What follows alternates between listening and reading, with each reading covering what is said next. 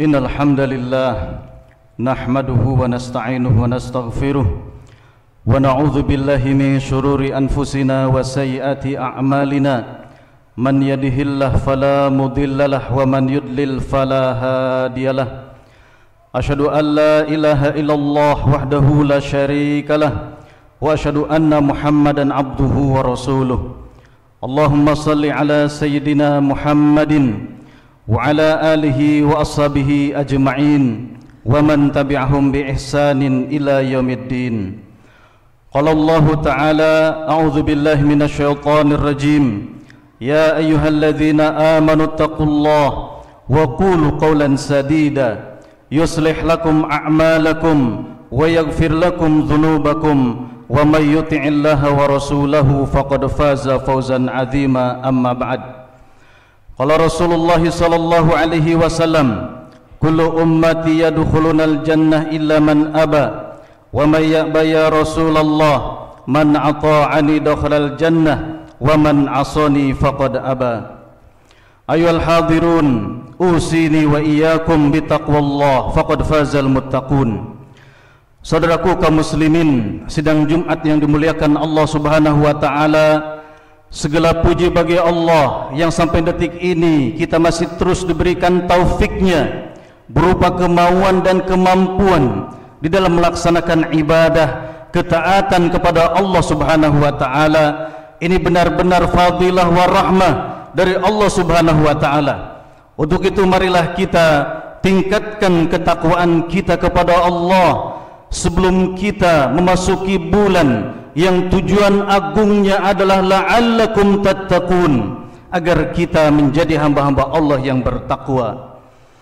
Saudaraku kaum muslimin, sudah bermiliar-miliar manusia yang telah diwafatkan oleh Allah Subhanahu wa taala, dan semuanya itu mereka hendak ingin kembali ke dunia ini, menginginkan satu kesempatan, satu detik waktu dari Allah Subhanahu wa taala, hanya untuk sekedar bersedekah, mungkin beberapa rupiah, hanya untuk sekedar sekali sujud saja atau sekali ruku saja.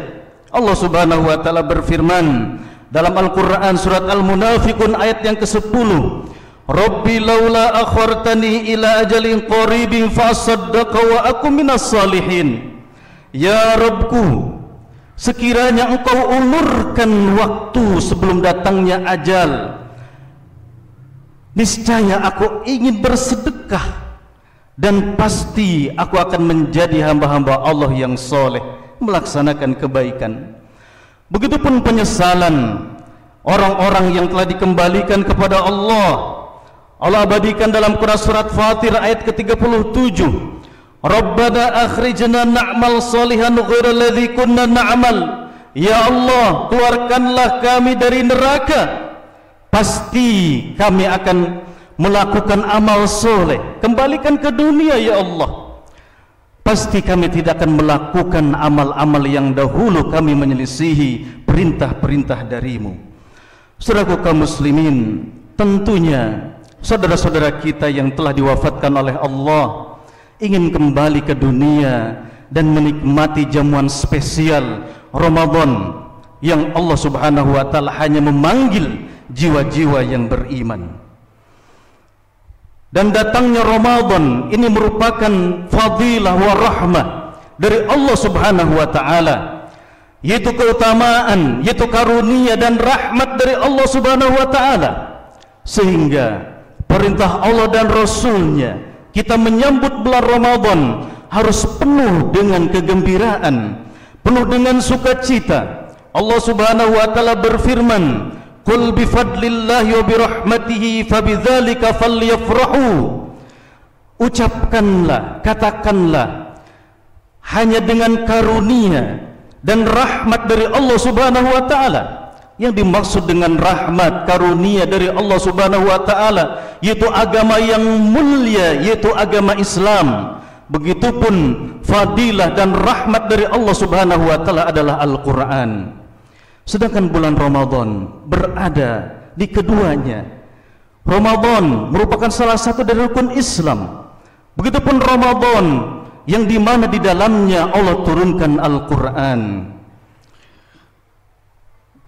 Maka diperintahkan oleh Allah Subhanahu wa ta'ala kita, falyafrahu, bergembiralah dengan karunia dan rahmat dari Allah Subhanahu wa ta'ala. Bergembiralah, ajaklah dan sampaikanlah kepada keluarga kita, kepada saudara-saudara kita, bahwasanya Ramadan sebentar lagi akan datang di dalam kehidupan kita. Huwa khairun mimma yajma'un, dan ketika kita bergembira dengan fadilah dan rahmat dari Allah dengan datangnya Ramadan, itu merupakan lebih baik daripada harta dunia yang ada antara langit dan bumi ini. Marhaban ya Ramadan. Saudaraku kaum muslimin yang dimuliakan Allah Subhanahu wa taala, dulu di zaman Rasulullah sallallahu alaihi wasallam ada satu kisah menarik, bagaimana dua orang sahabat Rasulullah sallallahu alaihi wasallam yang pertama wafat sebelum bulan Ramadan, kemudian diwafatkan setelah datangnya bulan Ramadan. Talha bin Ubaidillah radhiyallahu anhu, beliau pada suatu hari memimpikan dua saudaranya ini. Yang pertama wafat sebelum bulan Ramadan, kemudian yang satunya wafat 1 tahun setelah bulan Ramadan. Di dalam mimpinya, Talha bin Ubaidillah radhiyallahu an menyaksikan orang yang terakhir wafat, yaitu setelah berjumpa dengan bulan Ramadan. Di dalam mimpinya, saudaranya yang satu ini oleh Allah Subhanahu wa ta'ala didahulukan masuk surga, sedangkan saudaranya yang kedua yang wafat sebelum bulan Ramadan dan wafat beliau dalam keadaan syahid di jalan Allah Subhanahu wa ta'ala, dalam mimpi Talha bin Ubaidillah radhiyallahu an, orang yang kedua ini kedua dimasukkan ke dalam surga. Kemudian di pagi harinya Talha bin Ubaidillah menceritakan kepada para sahabatnya, dan mereka keheranan. Menurut mereka seharusnya orang yang mati syahid itu duluan yang dimasukkan ke dalam surga. Kenapa orang yang wafat terakhir 1 tahun setelahnya justru yang terlebih dahulu dimasukkan ke dalam surga? Maka berita ini sampai kepada Rasulullah sallallahu alaihi wasallam. Maka Rasulullah sallallahu alaihi wasallam bertanya, apakah kalian merasa heran dengan orang yang walaupun diwafatkan terakhir kemudian didahulukan masuk surga? Kata para sahabat, wahai Rasulullah, orang yang mati syahid ini seharusnya yang duluan masuk ke dalam surga. Kemudian kata Rasulullah sallallahu alaihi wasallam, bukankah orang yang terakhir diwafatkan itu dia telah melewati bulan Ramadan, dia telah melakukan banyak salat, dia telah melakukan amal soleh yang lainnya. Kemudian Rasulullah sallallahu alaihi wasallam bersabda, fama bainahuma ab'adu mimma bainas sama'i wal ard. Ketahuilah bahwasanya kedudukan mereka berdua di sisi Allah Subhanahu wa taala ini bagaikan langit dan bumi. Saudaraku kaum muslimin, agar pesona Ramadan tidak pudar di dalam kehidupan kita, bukan hanya sekedar seremonial tahunan, mari kita bangkitkan keyakinan kita, imanan wahtisaban, penuh dengan iman, mengharapkan balasan dari Allah Subhanahu wa taala. Sesungguhnya ketika seorang hamba dimasukkan ke dalam bulan Ramadan, ini benar-benar adalah keberuntungan yang sangat besar dari Allah Subhanahu wa taala. Sehingga Rasulullah sallallahu alaihi wasallam, salah satu sunnahnya ketika bulan Ramadan akan tiba, beliau senantiasa menyebarkan berita gembira ini kepada para sahabatnya, kepada kaum muslimin. Atakum syahrul Ramadan, akan datang kepada kalian bulan Ramadan, syahrun mubarakun, yaitu bulan yang dalamnya dipenuhi dengan keberkahan, keberkahan amal, keberkahan usia kita, keberkahan makanan kita, keberkahan waktu kita, semua detiknya berkah dari Allah Subhanahu wa taala. Satu teguk minumnya, satu suap makanannya di dalam sahur-sahur kita, fa inna fis sahur barakah, mengandung keberkahan dari Allah Subhanahu wa taala. Faradallahu alaikum siyamahu, Allah telah mewajibkan atas kalian untuk berpuasa pada bulan Ramadan. Tuftahu fihi abwabul jannah, 8 pintu surga adanya dibukakan oleh Allah Subhanahu wa taala. Dimudahkan hamba-hamba Allah untuk mendekati jalan-jalan ketaatan, jalan-jalan surga Allah Subhanahu wa taala. Wa tughlaqu fihi abwabul jahim, pada bulan tersebut ditutup pintu-pintu neraka oleh Allah Subhanahu wa taala. Wa tughallu fihi maradus syayatin, dan di dalamnya pun diikat, dibelenggu setan-setan durjana yang setiap detik di bulan-bulan di luar bulan Ramadan senantiasa memberikan bisikan-bisikan keburukan, senantiasa mengajak kepada kemungkaran kepada hamba-hamba Allah. Sehingga di bulan Ramadan tantangan kita untuk mengendalikan bagaimana menjadikan syahwat-syahwat kita taat tunduk kepada perintah-perintah Allah Subhanahu wa taala. Wa fihi lailatun hiya khairun min alfi syahrin. Begitupun di dalam bulan Ramadan ada satu malam yang malam tersebut lebih baik daripada 1000 bulan. Tidaklah seorang hamba, kita semuanya melakukan satu amal soleh saja bertepatan dengan Lailatul Qadar, maka itu setara melakukan amal soleh 83 tahun lebih. Syukur-syukur ikhwatul iman, usia kita bisa melebihi usia 83 tahun dalam rangka dipenuhi ketaatan kepada Allah Subhanahu wa taala. Kalaupun tidak, semoga Allah karuniakan di bulan Ramadan ini satu malam yang lebih baik daripada 1000 bulan. Man hurima khairaha faqad hurima. Rasulullah sallallahu alaihi wasallam menasihatkan kepada kita, siapa saja yang terhalang dari kebaikan-kebaikan tersebut, maka rugi sekali. Sungguh kita telah dijauhkan dari kebaikan-kebaikan yang banyak tersebut. Semoga usia-usia kita, amal-amal kita Allah sampaikan kepada bulan Ramadan. Wa balighna Ramadan, wa balighna Ramadan, wa balighna Ramadan. Aqulu qouli hadza astaghfirullah li wa lakum wa lisaril muslimin fastaghfiruh innahu huwal ghafurur rahim.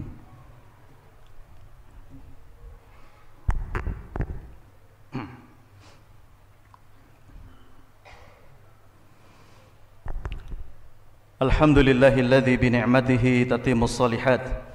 Asyhadu an la ilaha illallah wahdahu la syarikalah wa asyhadu anna Muhammadan abduhu wa rasuluh. Allahumma salli ala Muhammadin wa ala alihi wa ashabihi ajma'in wa man tabi'ahum bi ihsanin ila yaumiddin.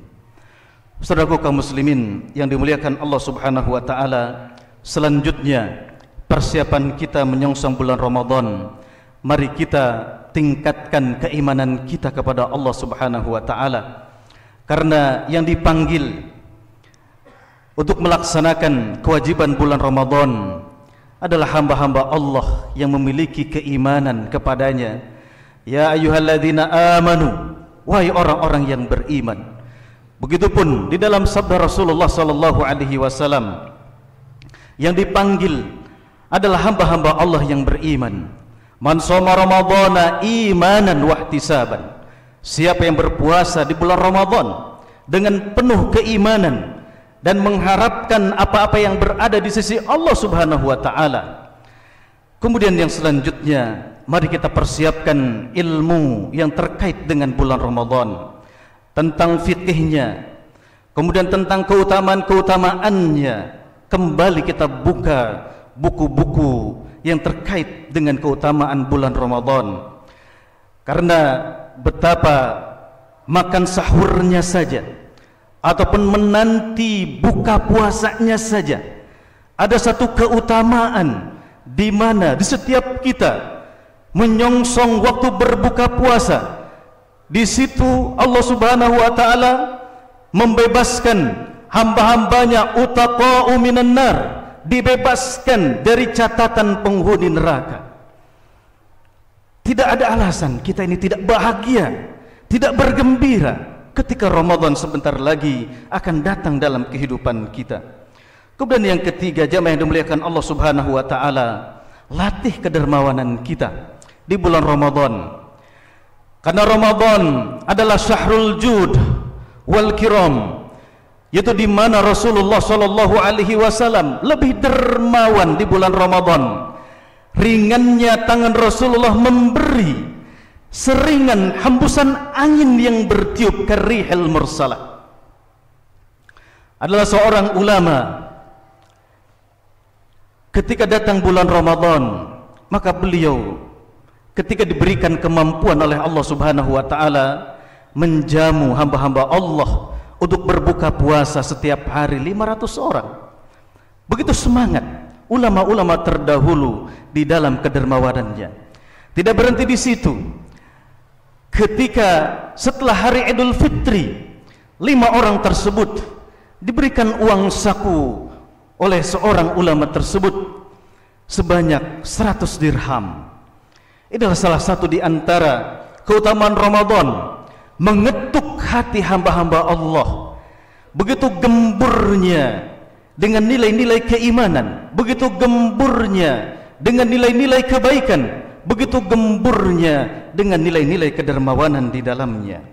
Kemudian yang keempat, jamaah yang dimuliakan Allah Subhanahu wa taala, Sya'ban sudah lewat setengahnya, akan tetapi tidak ada kata terlambat.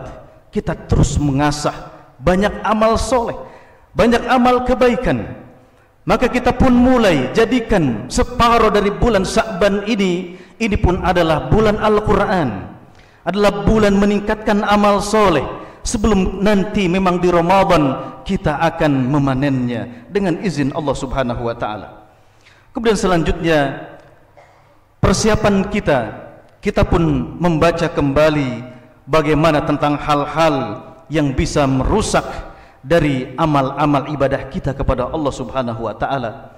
Memang benar nanti di Ramadan kita didorong oleh Allah Subhanahu wa taala dan Rasulnya untuk memperbanyak amal, untuk meningkatkan kualitas amal kita. Akan tetapi mari kita jaga amal-amal kita dari semua virus-virus penghancurnya, dari semua virus-virus yang akan mengurangi bobot keutamaan pahala bulan Ramadan. Sebagaimana sabda Rasulullah sallallahu alaihi wasallam, "Rubbas shaimin laisa lahu min siyamihi illal ju' wa fi riwayah illal ju' wal atas." Berapa banyak orang yang berpuasa dan mereka mengalami kerugian, yang didapat dari puasanya hanya lapar dan dahaga saja. Wa rubba qaimin laisa lahu min qiyamihi illa sahar. Berapa banyak orang yang banyak melakukan salat tarawih, akan tetapi tidak mendapatkan apa-apa dari salat tarawihnya, melainkan hanya kelelahan saja, melainkan begadang saja, merasakan kecapaiannya saja. Sebagai terakhir, nasihat dari seorang ulama yaitu Yahya bin Mu'az rahimahullah, bahwasanya target Ramadan kita bukan hanya sekedar menahan lapar dan haus saja. Beliau mengatakan, "Man azmahu ayyarji'a ila ma'siyatihi ba'da syahr."